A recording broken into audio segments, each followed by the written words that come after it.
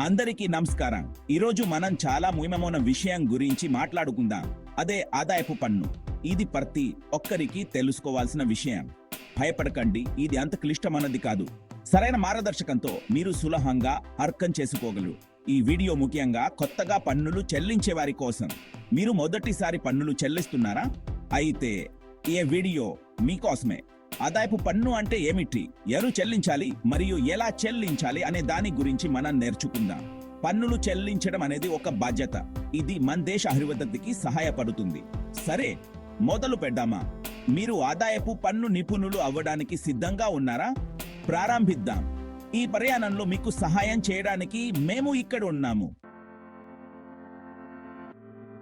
మీకు ఉద్యోగం ఉందనుకోండి. మీరు ప్రతిరోజు కష్టపడి పని చేస్తారు మరియు మీరు ప్రతి నెల డబ్బు సంపాదిస్తారు. ఈ డబ్బు మీకు మీ కష్టానికి ప్రతిఫలంగా వస్తుంది. ఆదాయపు పన్ను అనేది మీరు ప్రభుత్వానికి చెల్లించే ఆ డబ్బులో కొంత భాగం. మీరు సంపాదించిన మొత్తం డబ్బులో కొంత భాగం పన్నుగా తీసుకుంటారు.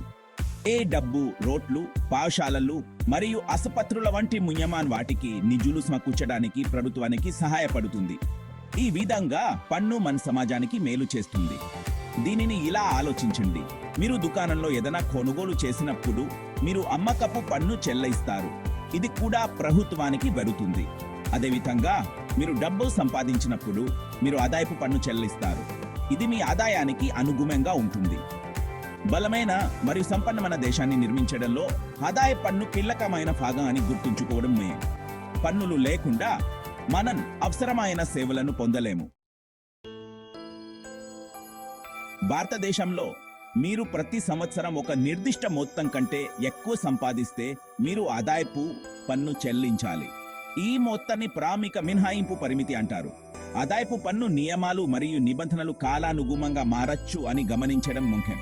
కాబట్టి తాజాగా ఉండటం ఎల్లప్పుడూ మంచిది. 4వ విభాగం ఆదాయపు పన్ను స్లాబ్ రేట్లు. భారతదేశంలో ఆదాయపు పన్ను స్లాబ్ల వ్యవస్థ ఉంది. అంటే మీరు చెల్లించే పన్ను మొత్తం మీరు ఎంత సంపాదిస్తారు అనే దానిపై ఆధారపడి ఉంటుంది.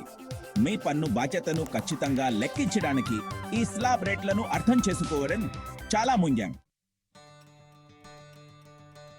కథ విభాగం మీ ఆదాయపు పన్ను రిటర్న్ను ఎలా ఫైల్ చేయాలి. మీ ఆదాయపు పన్ను రిటర్న్ను ఫైల్ చేయడం మీరు అనుకున్న దానికంటే సులభం, ప్రత్యేకించి ఈ రోజు అందుబాటులో ఉన్న ఆన్లైన్ ఎంపికలతో. ఈ సాధారణ దశను అనుసరించడం ద్వారా మీరు మీ ఆదాయపు పన్ను రిటర్న్ను సులభంగా ఫైల్ చేయవచ్చు. మొదట మీకు అవసరమైన అన్ని పత్రాలు సిద్ధం చేసుకోండి.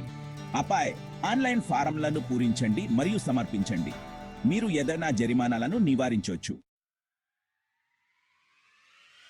6వ విభాగం ముగింపు. అభినందనలు, మీరు మా ఆదాయపు పన్ను గైడ్ ముగింపుకు చేరుకున్నారు.